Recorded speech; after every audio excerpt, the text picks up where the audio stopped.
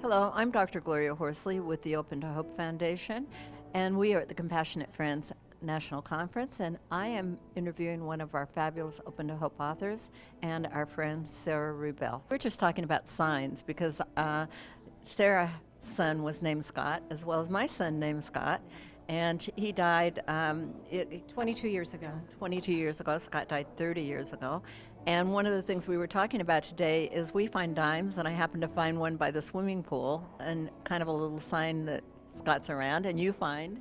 I find different things. I don't have one specific thing, but like I was just telling you, vapor trails from jets, I see those, and I clearly know that there's a connection going on with me with seeing that with my Scott. And I have found so many different things as well. Just mine is a lot in nature. And it's just helped me so much to know that he's with cardinals, that kind of thing, to know that Scott is clearly around me. And it's kind of fun to do the signs, isn't it? It is, because I thought when Scott died that connection was broken immediately, because he died suddenly. But then the signs started to come, and it's like there's something going on. He's out there somehow, and I have to try and figure this out. And it really took me on a journey that's been very healthy in finding that involved in my grief and hanging on and looking for more. Now you've started a blog, right? I have a blog that I've been doing for 2 years. It's called Death Teaches, from a mom's perspective.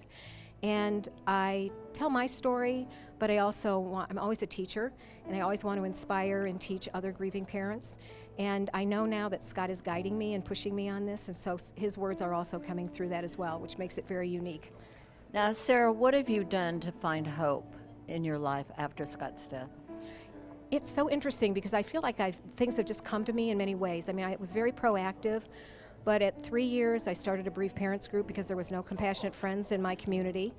And that was so much growing in that, because I was always trying to find information to help others, and I was learning, and then I was teaching them as well.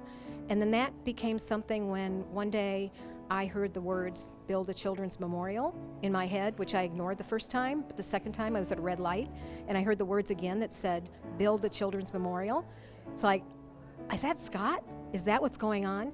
And I took that on, and from my parents group, I gathered up 8 other bereaved parents, and we raised $50,000 in 7 months. Wow. And we have a now Children's Memorial in Stowe, Ohio, with memorial bricks for over 600 children. And for me, that purpose and helping others has been something that's brought me so much hope, and knowing that others can get through this and find their way as well. Wow, and you started that mainly about 3 years. If you had some advice for somebody in that first year, what would it be? I think what I did is I found counseling, and I found a great counselor, and I had one-on-one with her once a week, and I just began, she wasn't always easy with me, she pushed me, but I began to see that I could find my way in ways that I never thought were possible. I just had to learn about grief. I knew nothing about it.